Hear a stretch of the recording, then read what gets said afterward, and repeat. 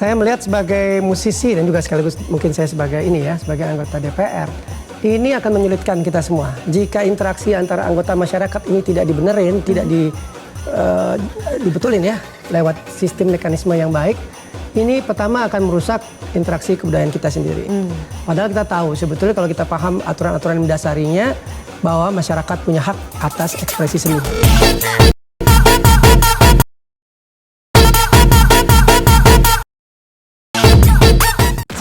Buat kalian yang pemilik kafe atau restoran, please hati-hati. Karena sekarang jika kalian putar lagu tanpa ada izin, kalian juga bakalan kena royalti. Ketua LMK baru saja klarifikasi kalau suara alam dan suara burung itu wajib harus ada aturan royaltinya. Mau lagu apapun, mau lagu India, Inggris, hulala, hulali, hits, sampai suara alam dan burung pun harus ada royaltinya, guys. Intinya, instrumen atau musik itu punya pencipta, mereka berhak untuk dapat royalties. Tapi kenapa harus kena royalties kalau kita dengarnya dari platform-platform yang resmi seperti Spotify, Apple Music, atau platform-platform musik lain yang legal gitu loh. Bukannya itu bagus ya, karena kita lakukan marketing secara gratis atau promosiin secara gratis nggak sih? Aku bingung sendiri tanggapi kasus ini sebenarnya. Bulan tahun ada hak ciptanya juga. Atau mungkin kayak selamat, selamat.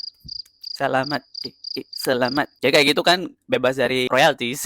Nggak tahu dah, aku bingung juga mau jelasinnya kayak gimana. Aku paham betul kalau hak cipta itu perlu dilindungi. Tapi kan ini kita dengar dari platform-platform musik yang legal, yang mana industri musik sendiri atau produsennya atau penyanyinya atau whatever lah itu ya, yang dengan sadar taruh di situ untuk kita dengar. So what the heck? Dan kebanyakan juga kita bisa dengar dari YouTube Music juga kan, which is it's freaking legal. Nah sebelumnya itu para pemilik usaha resto-resto dan kafe-kafe, mereka itu beralih ke lagu instrumental dan suara-suara alam kayak gitu. Tapi ketua LMK membantah kalau di seluruh dunia itu setiap musik atau instrumen mempunyai hak ciptanya, jadi harus membayar royalti. Nah akhirnya para pemilik usaha resto-resto dan kafe-kafe ini muak dan mereka beralih ke musik AI. Jadi sekarang jangan salahin ya kalau misal musik-musik Indonesia dan instrumen-instrumen penting dari Indonesia yang tidak dikenal sama orang. Good luck buat penyanyi-penyanyi dan produser-produser untuk promosiin lagunya. Oke? Pertanyaan pentingnya, bagaimana menurut kamu? Tiba-tiba semua orang ribut soal royalti musik.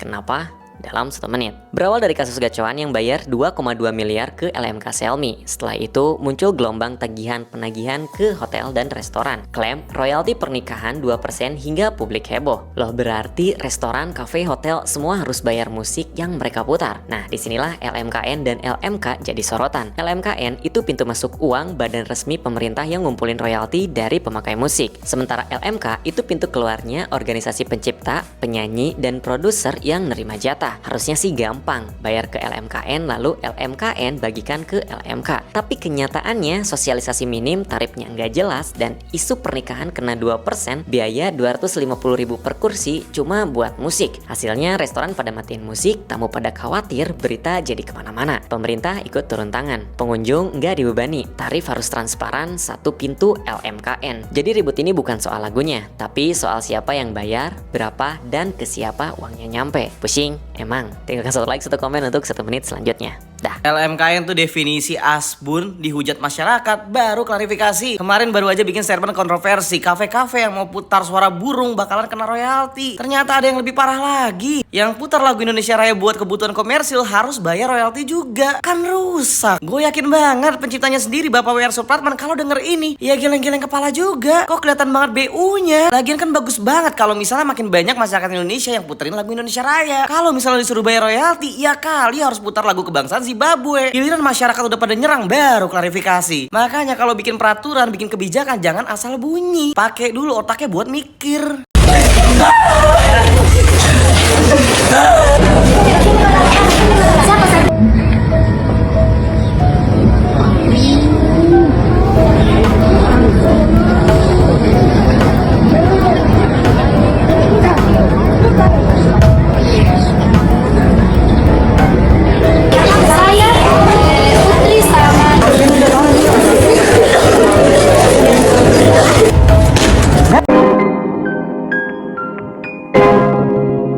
Yo guys, balik lagi bersama saya tadi Ugi Kelvin. Nah ini guys ada berita terbaru lagi ya, berita lama sih.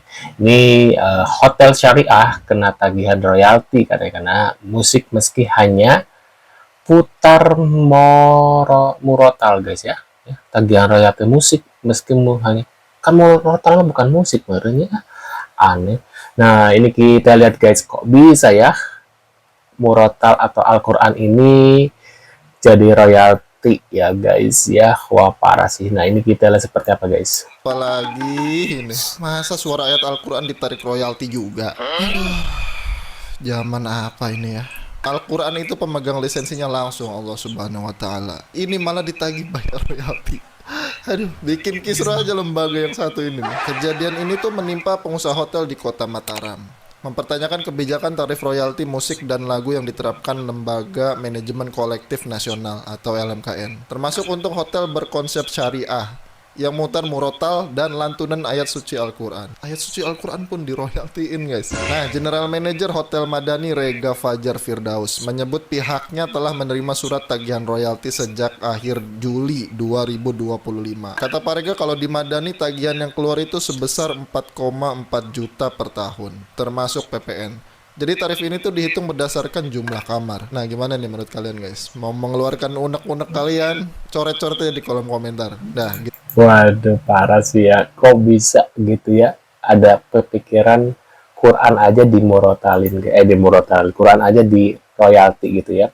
Royalti musik 15 juta per room dinilai tak masuk akal. Wah parah sih 15 juta. Kaya banget tuh nanti LMKN ya. Buat gaji mereka bernaik gaji ya, masuk akal. Pengusaha karaoke Bandungan protes. Waduh guys, emang kemahalan atau 15 juta per room gitu ya.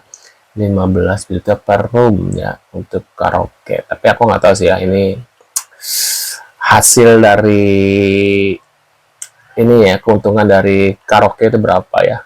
Nah ini kita lihat lagi guys. PSSI bereaksi keras soal klaim LMKN yang menyebut lagu kebangsaan seperti Indonesia Raya, Tanah Airku, dan Tanah Pusaka harus dibayar royaltinya. Padahal lagu ini selalu dinyanyikan di laga timnas untuk mempersatukan bangsa. Tuh guys ya, semua jadi di royalti guys ya. Waduh. Nah ini ada lagi soal royalti lagu di pernikahan. Ini klarifikasi dari Wamenko Oto Hasibuan ya. Wakil Menko Hukum dan HAM Oto Hasibuan meluruskan ya isu soal pemutaran lagu di acara nikahan. Ia menegaskan pernikahan bukan acara komersial ya. Jadi tidak wajib bayar royalti selama tidak ada unsur mencari untung gitu guys. Iya sih kalau gitu ya, mungkin kalau karaoke mungkin bisa. Nah yang pengamen jalan itu kan, kalau enggak yang banyak tuh yang karaoke live di TikTok yang di jalan-jalan tuh ya, itu kan nyanyi lagu-lagu Ariel, lagu-lagu gitu itu kena hak cipta atau royalti enggak tuh ya. Nah gitu tuh seharusnya dapat ya, karena kan itu menyanyikan lagu orang. Nah kalau misalnya kayak ngaji itu kan aneh banget sih ya. Waduh. Nah, ini ada juga putar lantunan Al-Quran. Hotel Syariah di Mataram tetap ditagih royalti, guys. Waduh, kok bisa ya? Nah, ini kita lagi. Yang selanjutnya, tanggapan Istana usai lagu Indonesia Raya diklaim komersial. Waduh, emang ada-ada aja LKKN ini ya? Ya, mengenai royalti ini teruslah kita cari keuntungan. sedang intens berdiskusi dengan Kemenkum ya, yang membawahi LMKN supaya kita cari jalan keluar terbaiknya lah ya, supaya apa yang tadi terjadi di PSSI ini kan tentunya harus kita cari jalan keluar ya. Mestinya harus ada diatur sedemikian rupa yang ada ranah-ranah yang mungkin itu tidak perlu diberlakukan kan.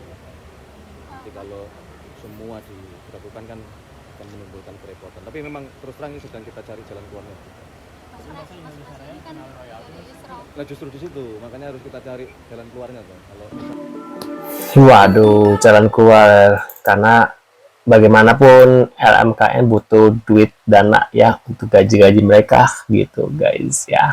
Ya, ini ada yang terakhir yang saya tagih itu royalti konser, bukan royalti yang berkaitan dengan layanan publik. Tuh kan gara-gara elu nih ya. Dulu banyak netizen Nah, kalau yang konser lu nggak mendukung masalah saya gitu. mulai ini. Bener nggak tapi?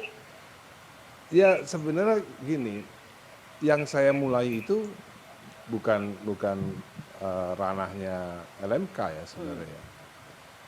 Karena royalti untuk kawinan, resepsi perkawinan, lalu di kafe, di hotel dan lain-lain itu menjadi domain daripada LMK. Sedangkan yang saya teriakkan di awal itu bukan ranahnya LMK, yaitu konser. Gitu. Performing rights yang sebenarnya itu bukan domainnya daripada LMK.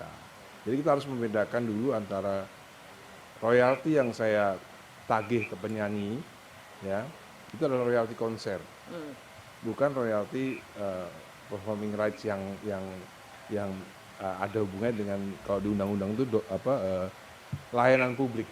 Gitu. Nah, di sini orang jadi salah mengerti. Saya itu menagih royalti komposer yang dinyanyikan oleh penyanyi dalam sebuah konser, penyanyi profesional dalam tanda kutip ya. Nah, sama seperti omongan kamu tadi, sepertinya apa tadi negatif apa jadinya? Tone-nya negatif. Tone-nya negatif, ya. Itu karena memang belum terbiasa. Jadi karena peradaban kita belum tinggi-tinggi banget. Jadi belum memahami apa arti kata royalty. Jadi kenapa sih namanya royalty? Gitu ya. Itu orang nggak banyak paham sehingga tone-nya jadi negatif. Nah, itu dia guys ya. Mungkin aku sependapat ya dengan Ahmad Dhani terkait yang royalti konser ya. Karena kan itu ya itu menjual juga kan, kasihnya juga hak cipta dan pencipta lagu supaya sama-sama enak ya menciptakan lagu, dia juga bisa dapat keuntungan juga, artisnya juga dapat keuntungan juga. Tapi kalau misalnya kayak hanya memutar lagu saja kayaknya aneh aja sih guys ya, apalagi Al-Quran itu benar-benar aneh. Nah, menurut pendapat kalian gimana nih terkait kebijakan yang ini, royalti Al-Quran ya, katanya di hak cipta diklaim ya harus membayar royalti ya setiap kita dengar Al-Quran, itu benar-benar aneh banget sih. Nah, menurut pendapat kalian gimana? Tulis di kolom komentar. Terima kasih sudah ada dan kita akan bertemu lagi di video selanjutnya. See you guys.